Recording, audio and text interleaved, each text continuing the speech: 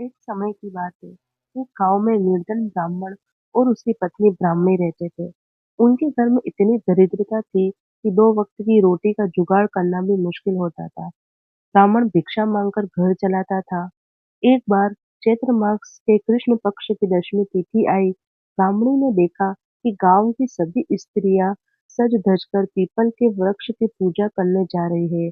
ब्राह्मणी ने जिज्ञासावश पूछा, बहनों, तुम यह कौन सा व्रत कर रही हो? स्त्रियों स्त्रियों ने बताया, यह दशा माता का व्रत है।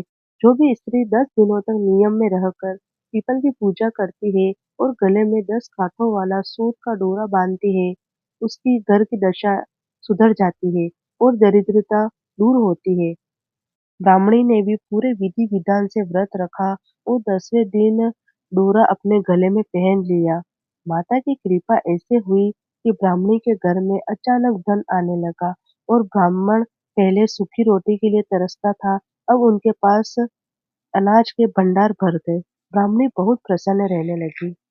जय दशा माँ। एक दिन जब ब्राह्मण घर लौटा तो उसकी नजर अपनी पत्नी के गले में बंधे हुए कच्चे सूत के डोरे पर पड़ी। वह डोरा काफी दिनों तक पहने रहने के कारण थोड़ा गंदा हो गया था। ब्राह्मण ने चिढ़कर पूछा, यह गले में क्या गंदा धागा बांध रखा है?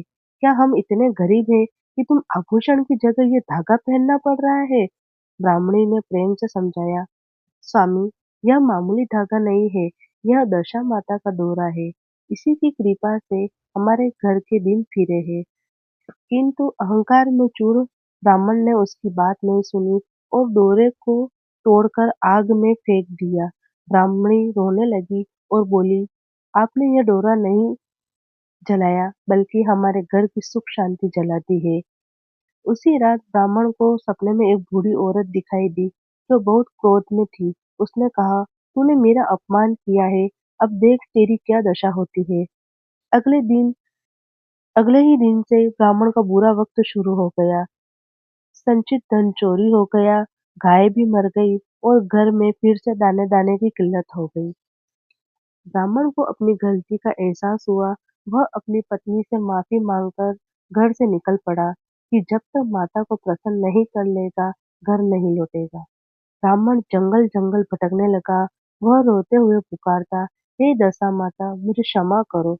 अंत में उसकी भक्ति और पश्चाताप देखकर माता एक वृद्ध महिला के रूप में प्रकट हुई। ब्राह्मण उनके चरणों में गिर पड़ा। माता ने उससे फटकारते हुए कहा, मनुष्य को सुख के मिलते ही अपने धर्म और श्रद्धा को नहीं भूलना चाहिए। ब्राह्मण ने बार-बार माफी मांगी, तब माता ने उसे आदेश दिया, जाओ, फिर से चैत्र मास आने पर अपनी पत्नी के साथ विधि पूर्वक मेरा व्रत करो और डोरा धारण करो, तुम्हारी दशा सुधर जाएगी। ब्राह्मण घर लौटा और उसने ब्राह्मणी के साथ मिलकर 10 दिनों तक पीपल की पूजा की और व्रत किया। माता की कृपा से उनके सारे कष्ट मिट गए और वे पहले की तरह सुखी हो गए। सीख, यह कहानी हमें सिखाती है कि चाहे कितनी भी अमीर हो जाओ, अपनी आस्था और नियमों को नहीं त्यागना चाहिए। जिन्होंने बुरे वक्त में साथ दिया हो। जय दशा माता।